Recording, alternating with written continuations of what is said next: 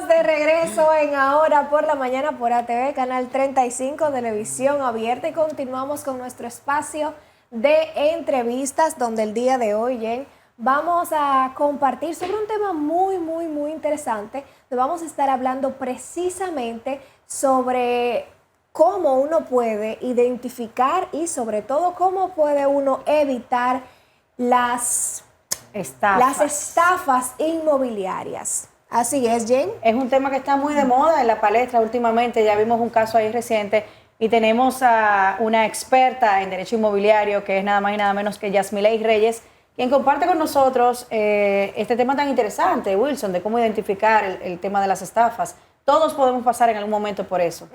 Así es, así es. Bienvenida. No, muchas gracias a ustedes por invitarme a este espacio a orientar a la población, ¿no?, que está tan deseosa de adquirir una propiedad, para que pues cuando lo hagan con todas las garantías jurídicas y pues que puedan prevenir todos los riesgos que implican las inversiones inmobiliarias en nuestro país. Yamilei, ¿cómo yo sé o cómo tengo esa prevención de no ser estafado en un momento en que yo pueda hacer algún tipo de inversión? Que dicen, bueno, tu casa, y uno se preocupa por siempre tener un apartamento. Entonces, ¿qué yo tengo que tener en cuenta para no ser estafado o engañado? Bueno, hay un aspecto muy importante que para aplatanarlo es la debida diligencia, es la investigación previa que se está haciendo cuando se va a adquirir una propiedad. Es decir, cuando se va a comprar un inmueble hay aspectos fundamentales que se deben de tomar en cuenta. Por ejemplo, lo primero es saber quién es que está vendiendo una propiedad, identificar la calidad de la persona que está vendiendo. Muchos casos, por ejemplo, la gente dice, es que quien me vendió no es el dueño. Entonces, lo primero es hacer una debida identificación. Y yo podría dividírselo en varias partes. La identificación del estado jurídico del inmueble, es decir, que se sepa lo que se está adquiriendo. O sea, se está adquiriendo un inmueble, en qué condición, quién es el titular, existen errores en el título de propiedad, quien me vendió está casado y la esposa está autorizando, o el esposo, la venta, me está vendiendo un tercero ajeno, pero ¿cuál es su calidad para hacerme la transferencia? El estado jurídico permite identificar todos los asientos que se encuentran inscritos en el registro complementario del título de propiedad. Es decir, todas las actuaciones que se han hecho con un inmueble se encuentran registrados. Con la certificación de estado jurídico, pues podemos ver todo lo que ese inmueble tiene inscrito, si tiene alguna hipoteca, si tiene algún préstamo. Lo segundo, aquí entraría ya con lo que había mencionado anteriormente, la calidad de la persona que les está vendiendo. Es importante también identificar los riesgos a nivel tributario, si existen deudas en impuestos internos pendientes de pagar, si el inmueble se encuentra registrado en impuestos internos. También a nivel catastral, yo no sé si ustedes se han fijado que la gente dice, pero me vendieron una tierra y cuando voy a deslindar no cae aquí, sino cae en otro lugar. Entonces, hay que hacer también dentro de ese proceso de investigación, agotar la fase técnica, que un profesional técnico, un agrimensor, pues realice el levantamiento correspondiente para que pueda identificar dónde se encuentra ubicado el inmueble y si la extensión superficial, dígase, si los metros que le están vendiendo son los metros que están en el título de propiedad. La mayoría de inmuebles o la mayoría de propiedades, apartamentos, casas que uno compra, de cierta forma uno toma algún tipo de financiamiento en la banca. ¿Se puede dar el caso de uno ser víctima, por ejemplo, de una estafa y que uno tenga algún tipo de financiamiento con la banca o eso aseguraría la veracidad de eso? Muy buena pregunta. Los bancos generalmente hacen una investigación, requieren toda la documentación para cuando van a dar un financiamiento, porque esa es la garantía de su préstamo. Sin embargo, independientemente al filtro que esté realizando el banco, yo les recomiendo a todos ustedes que hagan su depuración. ¿Por qué? Porque, por ejemplo, el banco puede agotar la fase de preaprobación. Se empieza a pagar el inicial de un inmueble.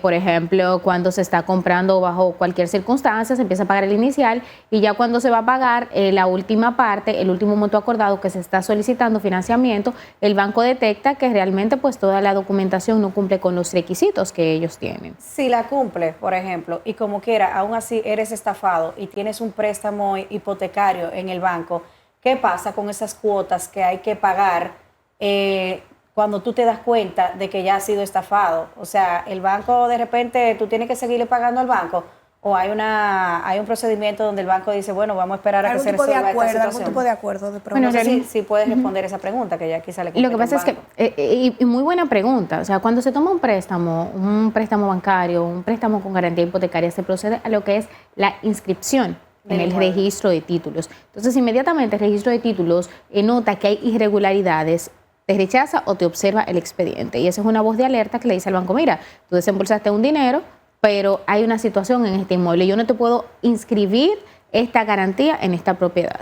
Entonces, independientemente a que el inmueble, a que la carga, gravamen, anotación, la garantía persiga el inmueble, pues también se asume, ¿no?, un compromiso personal en este tipo de casos. Pero siempre los bancos hacen su filtro. Por eso es tan importante que cada vez que se vaya a adquirir un inmueble, que se esté pensando hacer una inversión y hasta una venta, ¿no?, se agote el proceso de investigación o de debida diligencia, que es el que permite identificar cuáles son los riesgos o la situación actual del inmueble, tanto del inmueble como de la persona que te está vendiendo. Y como el dominicano es vago, o sea, que se busque un asesor inmobiliario, ¿no? Un asesor que le pueda a usted decir, porque a veces es que esto es tedioso, ¿no? Hacer el proceso, yo tengo que coger para la jurisdicción inmobiliaria, yo investigar, o asesorarse con un abogado, ¿no?, que le pueda hacer ese tipo de diligencia. O de pronto si uno no tiene de pronto el dinero para hacerlo, póngase usted que uno como persona física o como principiante, por primera vez uno vaya a comprar su primer inmueble, su primer apartamento, su primera casa,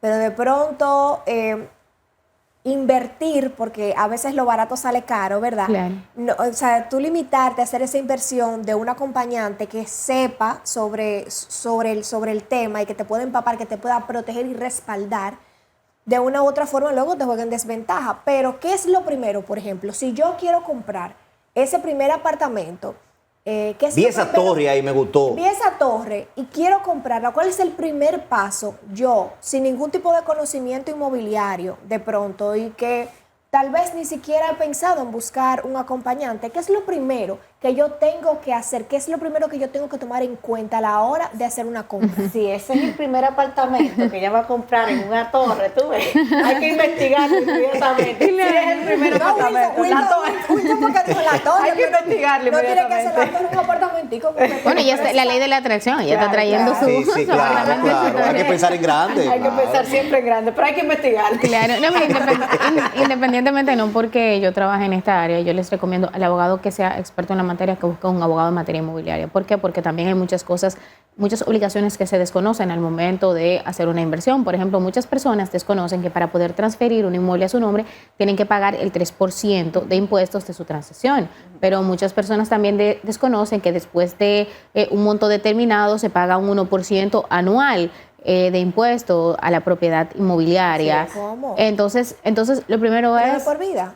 Sí, mientras, Y claro. también por la compra o la venta. Del No, por la inmueble. compra se paga el 3%, el 3%, exacto, exacto. y por un inmueble después que pasa de una cantidad de millones determinada, entonces se paga el impuesto del patrimonio inmobiliario, que es un 1%. Entonces, Ah, sí, no. Pero hay es un 4 ejemplo. millones ahora. No, es 8 millones y tanto. Y lo de bajo costo, ¿por dónde andan ahora mismo? Porque tú no vas a encontrar nada ya, 4 millones de pesos. Bueno. Hay como 4 o 5 millones. Ya Eso no están existe. libres de eso. Chorro Ya por no ahí. existe. Pero, por ejemplo, yo pongo siempre el ejemplo simple. Cuando nosotros nos vamos a ir de viaje, buscamos un asesor migratorio, que es lo correcto. Pero es un viaje, o sea, ¿cómo nosotros vamos a hacer una inversión tan importante en un inmueble Que es de por vida. Claro, Pudiera ser de por claro, vida. donde vamos a construir nuestros sueños, donde estamos poniendo una gran cantidad de dinero, nuestros ahorros, donde queremos que crezca nuestra familia, estamos emocionalmente ligados mucho a las propiedades, por lo que se construye a nivel emocional en ellas, no vamos a buscar una debida asesoría, o sea, no vamos a investigar al respecto. Recientemente, o bueno, en los últimos años se ha puesto muy de moda lo que es la compra en plano, que ha potencializado bastante el desarrollo inmobiliario. Entonces, ahí quiero destacar que es muy importante investigar No es los riesgoso antecedentes. eso. Claro, como toda inversión tiene un margen de riesgo, ahora puede evitarse. O sea, dentro de esa debida diligencia, porque las debidas diligencias varían dependiendo del tipo de inmueble. O sea, no es la misma investigación que yo le voy a hacer a un inmueble que está en una torre, que ya está construido, a un inmueble que esté en planos. Claro. O sea, todo varía. Entonces, en los casos, en cuando se está comprando en planos, tengan en cuenta que es muy importante investigar los antecedentes de la constructora. La gente obvia mucho leer los contratos porque son largos, se estipulan muchas cosas, pero en esas cláusulas se asumen obligaciones que en ocasiones las personas las asumen y después no las pueden cumplir. Y se dan situaciones legales que realmente se pueden evitar con la debida diligencia o investigación previa inversión inmobiliaria. O tener un abogado ahí Claro. que de pronto, si uno no, porque también el lenguaje es muy técnico, es un lenguaje muy dado al área Jurídica. al área jurídica. Entonces, de pronto, hay muchos términos que uno desconoce o que uno no comprende porque tiene un significado de trasfondo. Una interpretación que uno no está preparado para entenderlo, ¿verdad? Entonces, Claro. por eso es bueno. Yo, de manera personal, cuando se me da un contrato, yo tengo una abogada y yo se lo paso a mi abogada, precisamente por eso. Porque al César lo del César, y cada quien tiene sus dones, se ha preparado en un área, se ha formado en un área, y muchas veces están esas letras pequeñitas, chiquititas, que uno las deja, las Pasar da por alto. sentado, y uno lo ve así como, no, pero eso habla solamente de los inmuebles que hay en la casa. Sí, significa que hasta los inmuebles de la casa luego te lo pueden De los llevar. muebles. De los que hay. muebles. Ahora, de la Yamile, casa te lo pueden llevar. por ejemplo, si somos víctimas de algún tipo de engaño inmobiliario, ¿dónde es la jurisdicción correspondiente que uno debe acudir? O sea, la jurisdicción inmobiliaria, a la civil o a la penal. Es que eso va a Y a depender. la policía. Eso va a depender bastante, porque creo que hemos tenido un concepto errado de lo que es el incumplimiento de contrato, lo que es confusión en lo estipulado en el contrato y lo que es la estafa inmobiliaria. O sea, no todo se constituye como una estafa inmobiliaria. En ocasiones hay temas de incumplimiento de contrato. Dígase, yo estoy comprometiéndome a entregar un inmueble en un tiempo determinado. ¿Qué se constituye entonces como una estafa inmobiliaria? Claro. Bueno, una estafa de manera general, no como inmobiliario o como determinada situación, sino como que en general el Código Penal lo contempla como estafa aquella persona que utilizando artimañas, haciéndose valer por títulos falsos, por calidades que no le corresponden, pues engaña a un tercero. Entonces ahí se da la situación de que, por ejemplo, dependiendo el tipo de situación que se dé en la negociación, dependiendo el tipo de incumplimiento, entonces ahí se va a determinar si realmente hay un tema de incumplimiento de contrato, si hay un tema de estafa o si es un tema que se resuelve pro consumidor. Recientemente vimos que de algunas personas, incluso que están fuera del país, que se le vendieron propiedades.